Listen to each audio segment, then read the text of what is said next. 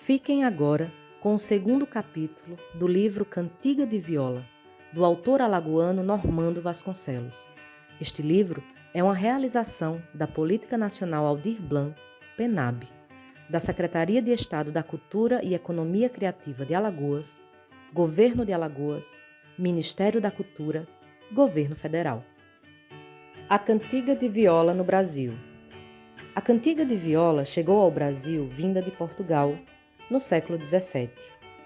Até então, lá em Portugal, era desenvolvida pelos chamados menestréis, que a dividiram em 3 partes, a saber, cantiga de amigo, cantiga de amor e cantiga de escárnio.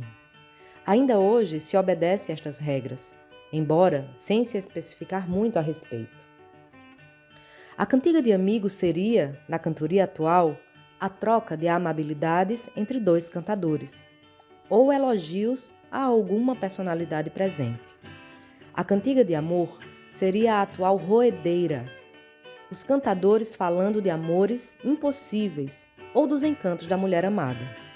E, por fim, a cantiga de escárnio, o atual desafio, onde cada cantador pinta com cores berrantes as suas virtudes e os defeitos do outro contendor.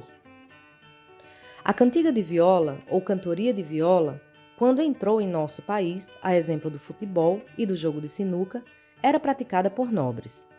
Por volta de 1650, sabe-se que Gregório de Matos, formado em Direito Canônico pela Universidade de Coimbra e embaixador da Igreja Católica junto ao governo de Portugal, na então capital do Brasil Colônia, Salvador, fazia seus improvisos acompanhado de viola nos salões das classes dominantes da época, encantando as moçoilas de então. Gregório especializou-se na cantiga de escárnio, fazendo versos altamente ferinos, criticando seriamente a conjuntura política da época, o que lhe valeu o cognome de Boca do Inferno. Gregório de Matos seria o primeiro cantador de viola do Brasil. De Gregório de Matos para cá, as coisas começaram a mudar no que se refere a esse tipo de poesia. Iniciou-se um processo degenerativo, se encontrando muito pouca coisa em termos de pesquisa bibliográfica, num hiato de 200 anos. Vindo-se ter notícias mais concretas de outro cantador apenas nos idos de 1850, que seria o escravo Inácio da Catingueira, já na Paraíba, cantando na então Vila de Patos e fazendo dupla com Romano da Mãe d'Água. A cantiga de viola, que outrora frequentava os salões da elite social e era praticada por gente de nível universitário, com 200 anos depois, acontecia nas pontas de rua para uma plateia inculta e levada a efeito por gente analfabeta. Pois bem, a partir de Inácio da Catingueira, a realidade começou a evoluir no que se refere à cantoria de repente. Surgiu nas fronteiras de Pernambuco com a Paraíba, mais precisamente na vila de Umburanas, hoje a cidade de Itapetim, Pernambuco.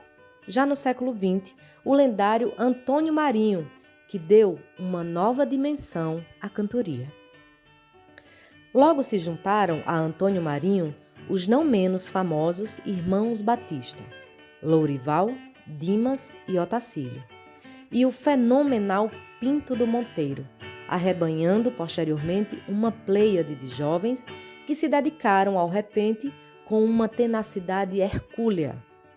Evoluíram enormemente no campo da cultura e, como não poderia deixar de ser, soergueram a cantoria de viola ao seu antigo pedestal, de onde, aliás, nunca deveria ter saído.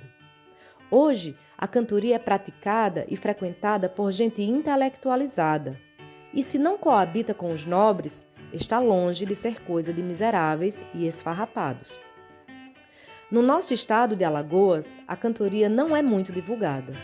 Não fosse o esforço de alguns abnegados, esse tipo de poesia passaria despercebido ao longo dos anos, e ficaríamos privados do que há de mais genuíno em termos de cultura nordestina. Nota-se que muito mais do que se pensa, gosta dessas coisas. Do engraxate ao senador, do analfabeto ao intelectual. Às vezes, o que impede as camadas mais altas da sociedade de expressarem esta preferência é o medo de parecer brega, matuto ou inculto. Mas a nossa realidade começa a mudar.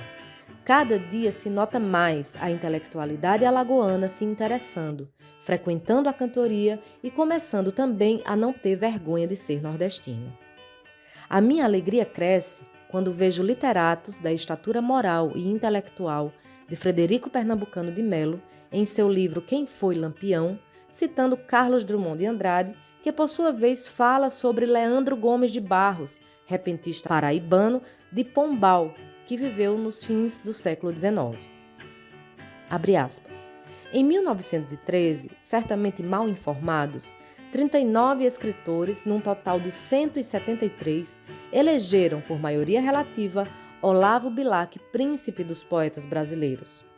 Atribuo o resultado à má informação, porque o título, a ser concedido, só podia caber a Leandro Gomes de Barros, nome desconhecido no Rio de Janeiro, local da eleição promovida pela revista Fonfon.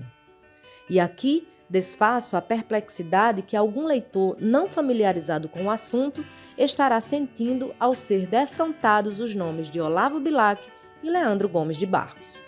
Um é poeta erudito, produto de cultura urbana e burguesa média. O outro, planta sertaneja, vicejando à margem do cangaço, da seca e da pobreza.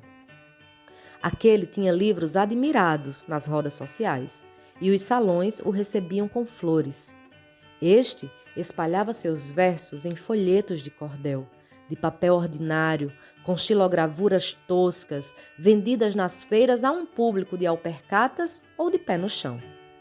A poesia parnasiana de Bilac, bela e suntuosa, correspondia a uma zona limitada de bem-estar social, bebia inspiração europeia e, mesmo quando se debruçava sobre temas brasileiros, só era captada pela elite que comandava o sistema de poder político, econômico e mundano. A de Leandro, pobre de ritmos, isenta de lavores musicais, sem apoio livresco, era a que tocava milhares de brasileiros humildes, ainda mais simples que o poeta, e necessitados de ver convertida e sublimada em canto a mesquinharia da vida. E na conclusão, não foi príncipe dos poetas do asfalto, mas foi no julgamento do povo, rei da poesia do sertão e do Brasil em estado puro. Fecha aspas.